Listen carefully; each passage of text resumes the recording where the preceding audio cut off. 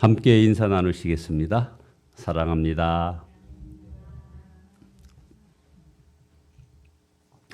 우리 주님께서 누구든지 나를 따라오려거든 자기를 부인하고 자기 십자가를 지고 나를 따를 것이라 하고 마태복음 16장 24절에서 말씀하셨기에 우리는 모두 이제 자기 십자가를 지고 주님을 따르는 자들입니다.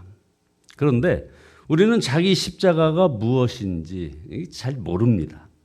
자기 십자가가 무엇인지 모르면서 어떻게 자기 십자가를 지고 주님을 따를 수 있겠습니까? 그래서 이 고난주간에 예수님께서 십자가에 달리셨을 때 하신 그런 말씀으로 이제 은혜를 받고자 합니다. 거기에 바로 우리가 따라야 할 십자가의 방향성이 있습니다. 그것은 오늘 설교의 제목처럼 용서의 십자가입니다. 그래서 오늘 설교 제목은 용서의 십자가. 우리가 져야 할 십자가가 무엇인지 알려면 예수님이 지신 십자가가 무엇인지를 알아야 하기 때문에 우리는 이 부분을 주목해 보는 겁니다. 로마의 키케로는 아주 유명한 로마의 사상가인데 이분이 십자가를 이렇게 정의했습니다. 가장 잔인하고 무서운 죽음 이렇게 정의를 했죠. 그래서 로마에서는 법으로도 이 십자가 처형을 극도로 제한하였고 그래서 로마 시민에게는 어떠한 죄를 지었건 십자가 처형을 금지할 정도로 잔혹한 사형 방법이 이 십자가형입니다. 그 십자가에 달리신 우리 주님께서는 거기에서 무슨 말씀을 하셨을 것인가? 사람들이 어떤 극한 고통에 처하게 되면 아프다 한 것 외에는 아무 생각을 못 한다고 합니다. 그냥 아프다. 그 고통의 극점에서 우리 예수님이 하신 말씀이 7마디였습니다. 그 7마디의 가장 첫 번째 하신 말씀이 바로 오늘 용서의 십자가로 제목되어진 이 말씀입니다. 저는 예수님께서 이 가상 7원 이걸 묵상하면서 사실은 이 말씀이 우리들의 삶에 그 근본적인 변화를 시킬 수 있는 그런 말씀이다라는 그런 깨달음이 왔습니다. 주님께서 십자가에서 하신 첫 번째 말씀은 바로 오늘 우리가 함께 읽은 누가복음 23장 34절의 이 말씀입니다. 예수님께서 십자가에 달리셨을 때 백성들은 구경했고 관원들은 비웃었죠. 그리고 군인들은 아주 희롱까지 했습니다. 또 양옆에 같이 달린 강도 중에 한 사람도 비방의 대열에 같이 동참했었습니다. 십자가 밑에서는 로마 군인들이 예수님이 걸치셨던 옷까지 하나라도 더 차지하려고 제비를 뽑고 있었습니다. 그런 상황에서 우리 예수님께서 기도하신 내용이 바로 누가복음 23장 34절의 말씀입니다. 아버지, 저들을 사하여 주옵소서. 자기들이 하는 것을 알지 못함이니이다. 주께서 산상수훈에서 내 원수를 사랑하고 너를 핍박하는 자를 위하여 기도하라 하는 이 말씀하셨던 것을 당신 스스로가 우리 예수님이 친히 실천하신 것이 바로 이 말씀입니다. 아버지, 저들을 사하여 주옵소서. 예수님께서는 자기를 십자가에 못 박는 이들을 용서하셨을 뿐 아니라 그들을 위하여 변호까지 하셨습니다. 그것은 자기 죄를 모르니 용서해야 한다는 것입니다. 실제로 예수님을 십자가에 못 박은 이들은 자신들이 무슨 죄를 지금 무슨 짓을 하고 있는지를 전혀 알지 못했던 것입니다. 알았다면 그렇게 했을 리가 없죠. 모르고 지었다고 죄가 없어지는 것은 물론 아닙니다. 오히려 죄를 짓고도 죄인인 줄 모르는 것이 이게 두려운 것이죠. 예수님을 재판했던 빌라도가 이제 손을 씻으면서 나는 죄가 없다. 죄값을 너희가 당하라 하니까 유태인들이 정말 엄청난 대답을 합니다. 마태복음 27장 25절에 보면 그 피를 우리와 우리 자손에게 돌릴지어다. 정말 몰라서 그렇게 한 것이죠. 그래서 소리까지 지르면서 말한 것이겠죠.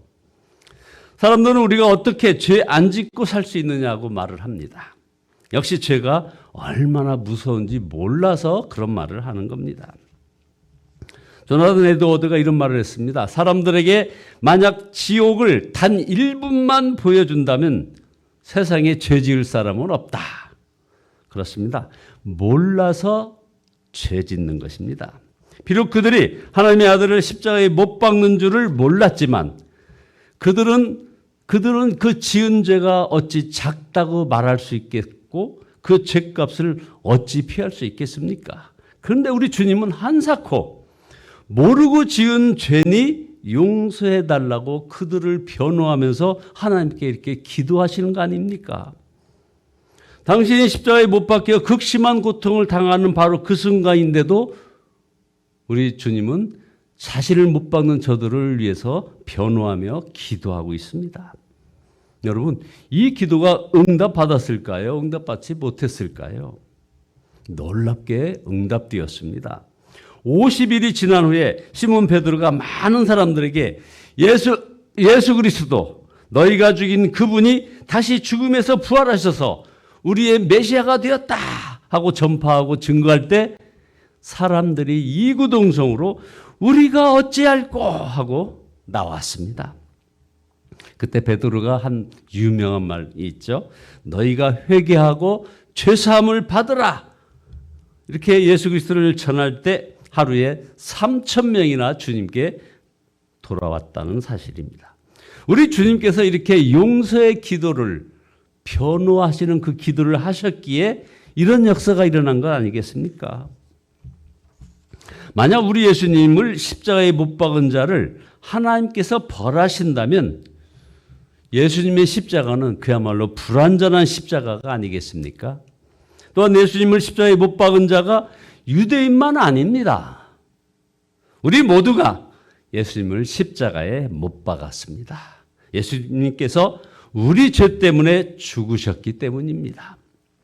자신을 십자가에 못 박는 자들 위하여 아버지여 저들을 사하여 주옵소서 하신 예수님은 자신을 3번씩이나 부인한 베드로를 위하여서도 이 용서의 기도를 하셨습니다. 스데반을 돌로 쳐 죽인 사울을 위해서도 이 용서의 기도를 하셨습니다. 자, 그러면 적용을 한번 해보죠. 예수님께서 십자가에서 저와 여러분을 위하여도 아버지여 저희를 사하여 주옵소서 하고 기도 드리셨기에 지금 저와 여러분들이 죄사함을 받았고 구원을 받은 것입니다. 우리는 이 은혜를 날마다 받고 사는 사람들입니다. 어떤 초등학교 교사가 쓴 감동적인 시 한 편이 있어서 이게 한때 참 인터넷상에 많이 떠돌아다녔었죠. 이런 내용입니다. 수업이 끝났다. 그 아이는 떨리는 입술로 내 책상 앞에 왔다. 선생님, 새 종이가 있나요? 이번 건 망쳤어요. 나는 온통 얼룩진 종이를 받고 깨끗한 새 종이를 내주었다. 그리고 그 아이의 지친 마음을 향하여 속삭였다. 얘야, 이번엔 더 잘해보렴. 하루가 끝났다. 나는 떨리는 마음으로 보좌 앞에 갔다. 주님, 새 날이 있나요? 오늘은 망쳤어요. 주님은 온통 얼룩진 내 날을 받고 깨끗한 새 날을 주셨다. 그리고 나의 지친 마음을 향해 속삭이셨다. 얘야, 이번엔 더 잘해보렴. 여러분, 지난 날 혹은 지난 주간 망쳐버리지는 않으셨습니까? 그런 우리에게 날마다 새 삶의 소망이 주어지는 것은 우리 예수님께서 십자가에서 아버지여 저희를 사하여 주옵소서라고 하신 그 기도 때문임을 우리가 알아야 합니다. 자, 그러면 우리가 져야 할 십자가는 무엇입니까? 역시 이 용서의 십자가입니다. 예수님의 제자 스데반이 순교할 때 예수님과 똑같은 기도를 스데반이 하는 것을 우리는 놓치지 않습니다. 하나님이여 저들의 죄를 사하여 주시옵소서. 이것이 스데반이 진 십자가였습니다. 그래서 그 기도 때문에 사도 바울이 세워진 것 아니겠습니까? 그 사도 바울은 자신을 말할 수 없이 핍박하는 동족 유대인을 위해서라면 자기가 대신 저주를 받아 지옥에 갈 수 있다고 했습니다. 로마서 9장 3절에 보면 나의 형제 곧 골육의 친척을 위하여 내 자신을 저주를 받아 그리스도에게서 끊어질지라도 원하는 바로다. 이것이 사도 바울이 진 십자가였습니다. 여러분, 십자가의 용서를 받았다면 아버지여 나를 미워하는 아무개의 죄를 사하여 주옵소서. 나에게 손해를 끼친 이 아무개의 죄를 사하여 주옵소서. 이렇게 기도하며 살아야 하는 것입니다. 사실 용서하지 못하는 마음은 용서 못하는 사람이 더 무겁습니다. 그리고 무서운 겁니다. 그렇게 아름답다던 그 바다나 산을 보아도 이게 아름답게 보여지지가 않습니다. 미운 사람이 하는 말, 그 말은 사실은 일부러 부정하고 싶어집니다. 감정도 판단력도 그래서 다 무너지는 것입니다. 용서 못하면 피곤해도 잠이 오지 않습니다. 세상에서 못할 일은 이건 정말 용서 못하는 일인 것입니다. 하나님, 내게 돈과 건강이 필요해요. 그럴 때마다 우리 하나님은 이렇게 말씀하시는데 그 말씀이 안 들려요. 아니다. 내게 용서가 필요하다. 용서는 내게 치료하는 능력이 되어줄 거야. 그러니까 우리 같이 이렇게 병든 자들이 이 말씀이 안 들리는 겁니다. 용서해야 내 병도 치유가 되는 거야.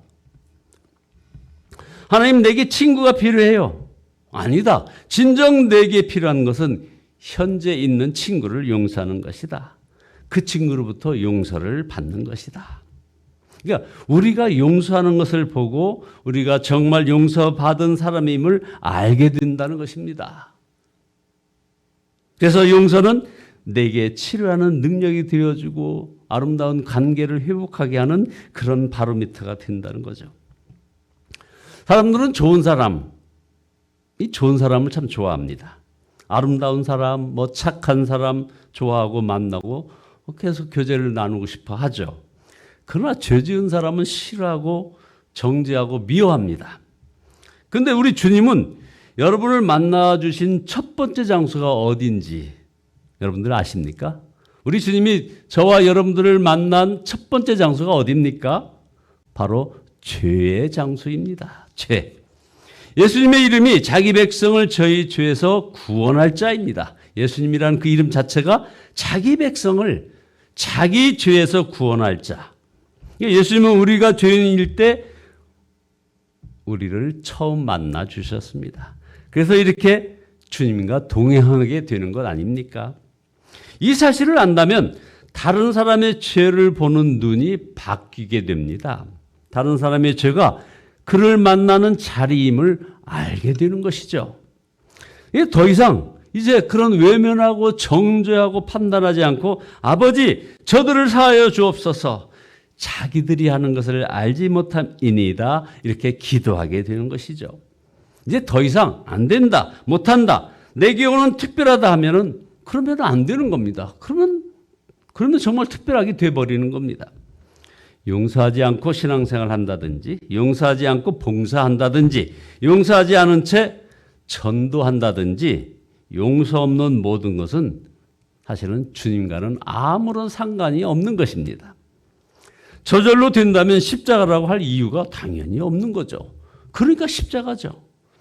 이제는 자기 십자가를 지는 마음으로 우리 용서하고 기도해야 합니다. 여러분이 용서해야 될 사람이 먼 곳에 있지 않고 바로 곁에 있습니다. 남편이나 아내 때문에 고통받는 이가 있다면 이제 아버지 저들을 사하여 주옵소서, 자기들이 하는 것을 알지 못함이니이다, 이렇게 기도드리시기 바랍니다. 자녀들을 위하여 눈물로 기도하는 부모들이 있다면 이제 아버지 저들을 사하여 주옵소서, 자기들이 하는 것을 알지 못함이니이다, 기도드리시기 바랍니다. 미워하는 사람들에 대하여 이 기도를 드리면 이제는 우리는 미움의 감옥에서 벗어나게 됩니다. 저주같이 묶인 마음이 풀리게 되는 거죠. 만나기 싫었던 사람이 이제 만나지게 되는 겁니다. 듣기 싫었던 목소리가 막 들려지게 되는 것이죠. 이 기도는 가장 능력 있는 기도요. 정말 위대한 기도입니다. 이 기도보다 확실하게 하나님의 뜻을 성취하는 기도가 없습니다. 이 기도보다 우리의 삶에 평화와 능력과 위로를 주는 다른 길은 없습니다. 이제 아버지 저들을 사하여 주옵소서 자기들이 하는 것을 알지 못함이니이다 라는 기도를 드릴 수 있는 여러분 모두 되시기를 예수 그리스도의 이름으로 축원드립니다. 기도하십시다. 전능하신 주님, 저희들은 미움의 감옥에서 사로잡혀 있었음을 고백합니다. 저주같이 묶인 저희들의 마음이었음을 고백합니다. 만나기 싫던 사람들이 너무나도 많았습니다. 듣기 싫었던 목소리가 너무나도 많았습니다. 주님, 용서하여 주시옵소서. 아버지 저들을 사하여 주옵소서. 자기들이 하는 것을 알지 못함이니이다 기도드렸던 우리 주님의 그 기도가 저희들의 기도가 되기를 소원합니다. 아버지 하나님, 이 기도를 통해서 우리의 삶에 평화와 능력과 위로를 허락하여 주시옵소서. 주께서 함께하여 주심에 평강이 회복되고 우리의 질병이 치유되고 관계가 회복되는 놀라운 은혜의 역사가 있어지게 주여 복의 복을 더하여 주시옵소서. 예수 그리스도의 이름으로 기도드리옵나이다. 아멘. 305장입니다. 305장입니다.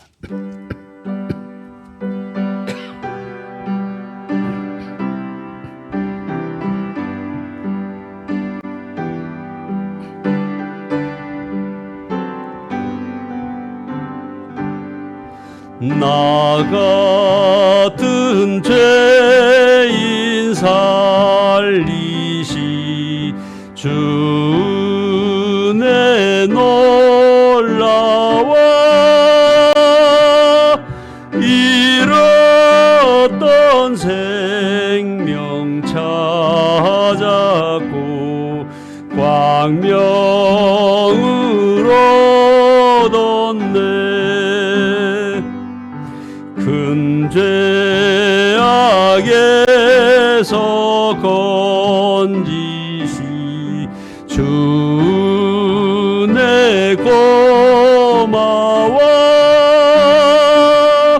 나 처음 믿은 그 시간 귀하고 귀하다. 이제껏 내가 산 것도 주님의 은혜라. 또 나를 장차 본향에 인도해 주시리. 거기서 우리 영원히 주님의 은혜로 해처럼 밝게 살면서 주 찬양하리라.